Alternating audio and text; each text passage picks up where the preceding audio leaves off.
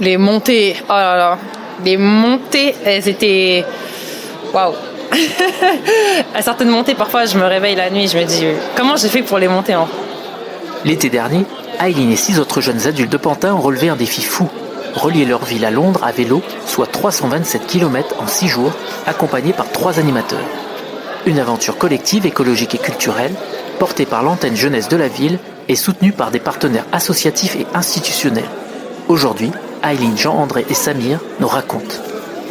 C'est un projet du Lab de Pantin, donc l'antenne jeunesse de notre ville.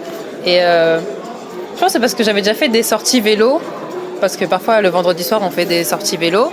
Et moi ça m'a tout de suite hypée, donc j'étais contente. On s'est bien entraînés, on a vécu plein de moments ensemble et tout. Et quand on est parti, c'était trop bien. Pour moi, c'était la première fois que je partais à Londres et que je faisais aussi un grand parcours comme ça à vélo. J'ai toujours fait du vélo depuis tout petit même pour aller travailler. Mais là, c'était vraiment un grand défi de faire Pantin-Londres à vélo. Est-ce que c'est avec des vélos mécaniques ? Ah bien sûr, c'était des vélos mécaniques. Il n'y avait pas de vélo électrique. Le but du projet, premièrement, c'est écologique. Donc, on n'avait pas le droit au vélo électrique. Donc, c'était vraiment mécanique, avec nos jambes et nos genoux. Du coup, c'était quoi l'entraînement ? On fait des entraînements physiques.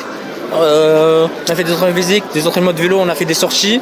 On partait dans des parcs où il y avait des montées, des descentes. On s'entraînait vraiment, franchement, le physique à préparer ce que nous allons rencontrer sur le chemin de Pantin-Londres à vélo. Et franchement, on a eu pire. On a eu des grosses montées, des grosses pentes. Ah, franchement, on était morts. C'est dans les moments difficiles qu'on est les plus unis. Même quand il y en avait, ils avaient des difficultés, la force du groupe faisait qu'on a réussi à surmonter toutes nos difficultés. Et même pendant les exercices, quand on se disait non, c'est impossible, c'est trop dur. Si même à Paris, la montée de Montmartre, elle est dure, comment on va faire pour aller à Londres ? On s'est entraînés tous ensemble et on a réussi tous ensemble. Qu'est-ce qui vous a marqué dans cette aventure ? Sur le chemin, ce qui m'a marqué, il n'y a pas grand-chose qui m'a marqué sur le chemin. Parce qu'en fait, c'était juste, on roule. En fait, je pensais à rien. Je pensais juste à mes jambes, au chemin. C'était ça, c'était pas plus que ça. Donc franchement, sur le chemin, il n'y a rien qui m'a marqué. Ce qui m'a marqué, c'est plutôt la fin. Quand on est arrivé au pont de Londres, le pont, c'était vraiment ce qu'on voulait dès le début. C'est que voir le pont, une fois qu'on l'a vu, c'est ça qui m'a marqué. Le fait qu'on était tous ensemble, on a réussi, on a crié, on a rigolé. C'est ça qui m'a franchement marqué. Et on s'est fait plein d'amis à Londres. Et on a vécu plein d'aventures. Et ça nous a unis. Vous avez vécu quoi, par exemple ? Déjà, rien que les montées, c'est une aventure en soi.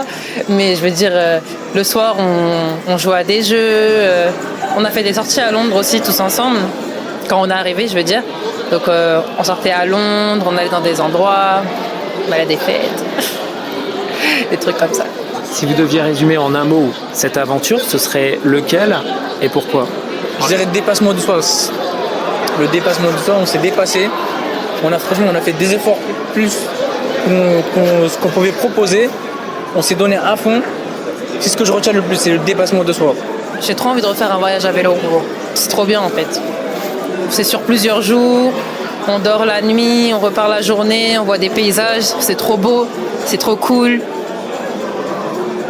Pour moi, ça serait vraiment ça mes mots à dire aussi à la jeunesse que osez, faites-le et allez-y quoi.